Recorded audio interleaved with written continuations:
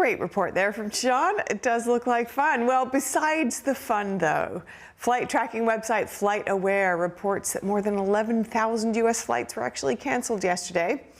And joining us now to discuss the weather disruptions is travel blogger and author Jen Ruiz. Jen, did you stay warm yesterday? Did you stay safe? Thankfully, I did. I managed to get a flight out of New York City on Saturday night. So I am warm, I am safe, I am in Florida. But I understand what everybody's dealing with. Yes, there are plenty of disgruntled travelers, as you've been hearing, and I'm sure you're aware of. So what are you seeing in terms of the impact on travel?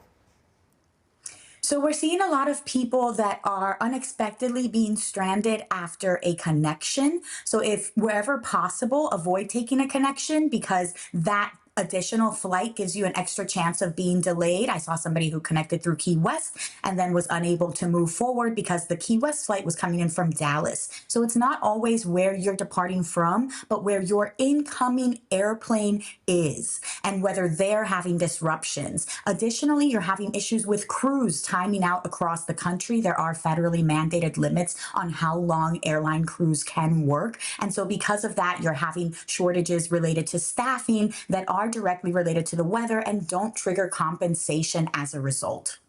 Right. And how about the folks who may currently be stranded? Any advice for how to deal with that, or, anyone who may encounter that kind of thing?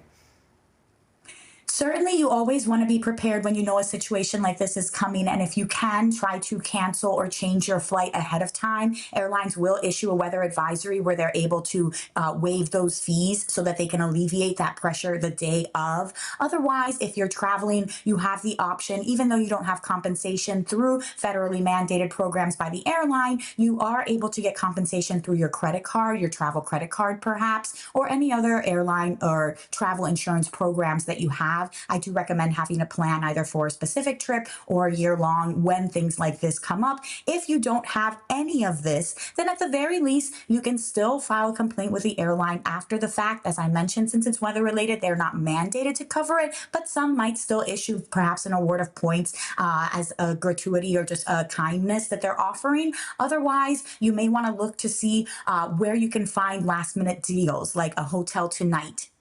Okay, and how about the week ahead?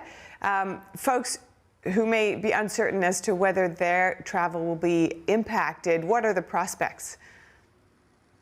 So definitely you want to double check and make sure if your airline is offering that ability to waive any changes. I think beyond Wednesday, you should be okay, but it's really the next immediate 2 days because you had those mass cancellations from Sundays, those flights now filled for Monday, everybody rebooking for Tuesday. I think Wednesday moving forward, you should be all right. But if you are planning to travel Monday or Tuesday, you may want to see if there's any alternatives. You definitely, if you already have a ticket, want to make sure that you are checked in, right? That you are doing everything early and on time so that you don't have any chance of potentially losing your ticket. And you want to get there very early because you never know what the delays might be. A site like FlightAware, which you mentioned when we started, will tell you where your aircraft is coming from so you can have a better idea if it's coming from a region that specifically has been affected. Very useful. I'll be taking a flight on Wednesday, so thanks for that. Okay, now the one travel group that is celebrating is actually skiers, you could say. The Northeast having a great year, but many places like Colorado are behind in snowfall this season. So how's this storm being received? I think that travelers are definitely disgruntled. Nobody likes to see that disruption, but it is nice to have the season, right? I just saw the footage that you aired of New Yorkers being able to enjoy Central Park in a different way. So definitely skiers, definitely anybody that's interested in winter wonders, right? This is a great time. We've seen Northern Lights activities like nowhere else this year. It's been the most activity ever. You can do ice caves. You can do I've seen dog sledding, and I've seen people looking for animals like polar bears even. So with this increased Arctic activity, you do have the ability to celebrate in style. Canada does ice castles. They do dining out on frozen lakes. So there's a lot that you can anticipate with the season. It can definitely be celebrated and used to the maximum. Amazing. And final thoughts for any folks who might be missing out on all of this snowy fun? stay warm and be happy that you're not having to deal with any potential travel disruptions.